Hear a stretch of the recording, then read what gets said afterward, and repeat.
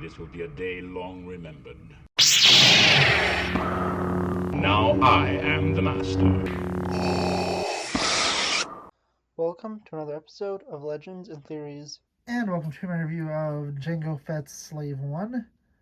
And yes, that's what I'm calling it. I am not calling it by its other name that I decided to give it. And you'll see that both here and on both of me saying it and in the title and the description. Because when Legos have stupid changes like that, I ignore that and I just call it by its proper name. You'll see that with a few other ones, including the DeLorean and probably the only other one I can think of right now of sets that I'll be reviewing in the near future. But first you get Lama Su. Really great to get another Kaminoan. This set is essentially designed to go with that Obi-Wan Jedi Starfighter from a few years ago, which is still on the shelves, which comes with Tan Wei, so you could have two Kaminoans. Has a completely different design here. Unique molded headpiece that is only going to be usable in this set. The torso goes down to this dress piece, and honestly the figure looks incredible. It's great to have an exclusive character like that with a highly detailed mold. And I'm assuming if this figure was in that UCS Slave 1 earlier this year, people would have freaked out if he was in this set also, because that's where this Boba Fett is from, and it's cool to have him. I think he looks pretty good. I remember there was controversy about the character not looking perfectly like he did in the movie, but having the Boba Fett with the correct skin tone definitely is nice, and I think this overall captures him pretty well. Yeah, not perfectly, but I don't remember what those exact differences were. Finally, you do have a unique Jango Fett to this set. That's just because he doesn't have arm printing. He has his jetpack. This visor that can go up and down. It's a new piece. Comes with two extra ones.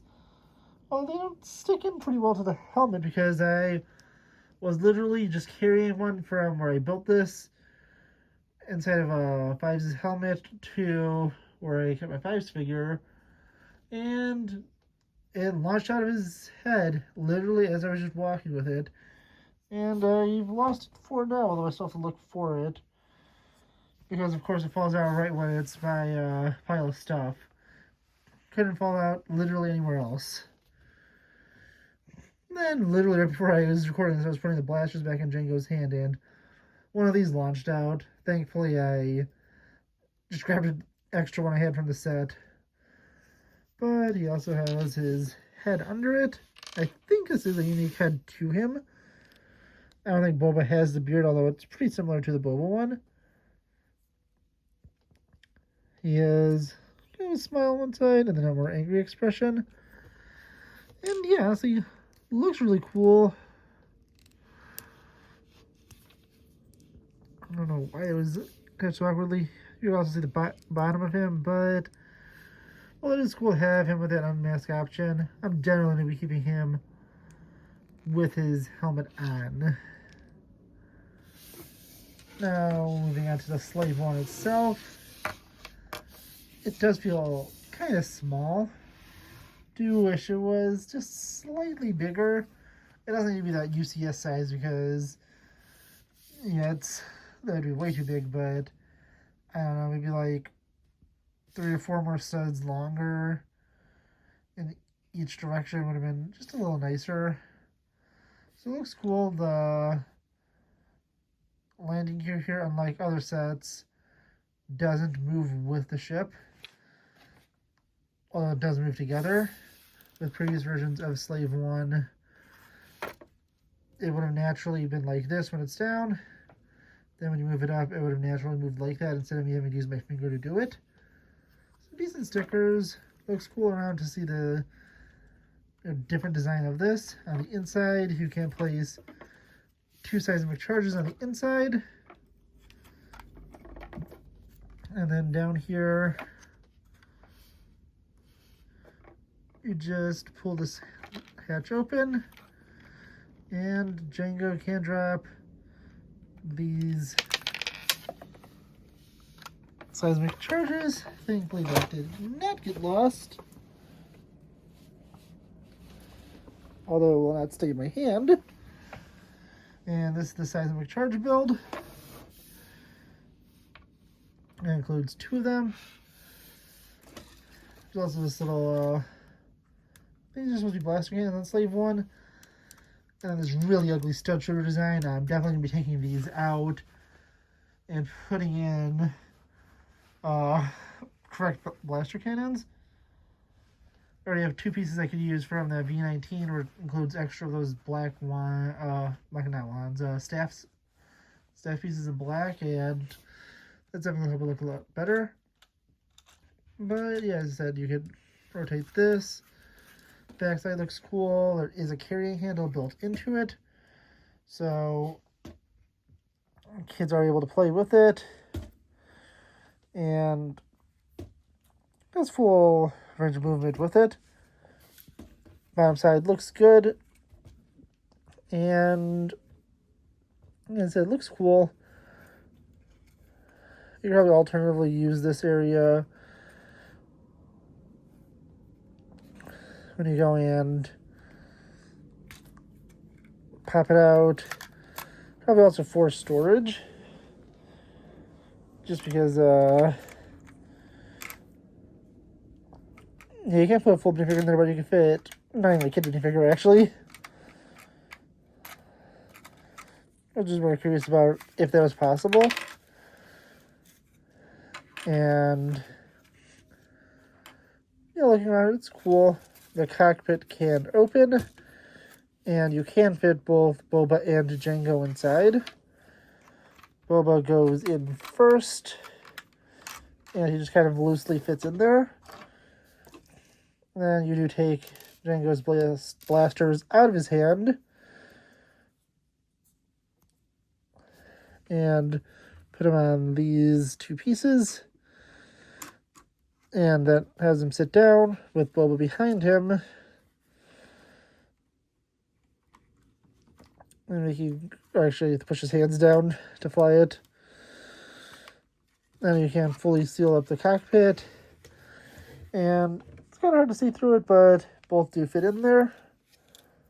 And yeah, honestly, pretty cool. Again, you could grab his handle and move it around. That's more intended for kids to play with it. But then also there is the display option where you have, it's kind of like Kamino and Cart. If you wanted to, you could have him, oh my god, I keep forgetting this guy's name. But you could have him kind of controlling it. Really, really tight fit for him, so you might knock a piece loose.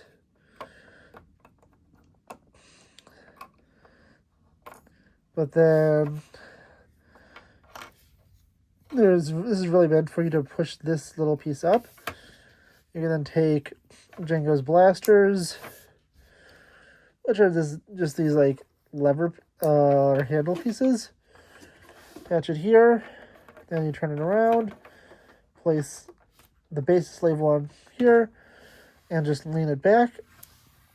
And you can see it perfectly slides into this little opening here, so you can fit slave 1 inside of it. And yeah, if you ever need to reload the seismic charges, you just pop that little panel up, and taking the 2 of them, you slide them in, although only way to get them to both fit in is have them go in sideways. A little difficult to get that done while on camera, but generally it does require you to go and open it up and then kind of position them from the inside. Although I think it's generally made for you to have that little piece pushed up, and then you can very easily just push it down to have the charges launch. I mean, if I'm keeping this on display, I'm just going to be Yeah, I can't really do this when I'm facing towards the camera because it is a lot harder to do it. But yeah, I can't really do it where I'm sitting, but basically these are supposed to gotta be fit in, not like that, but the other way around.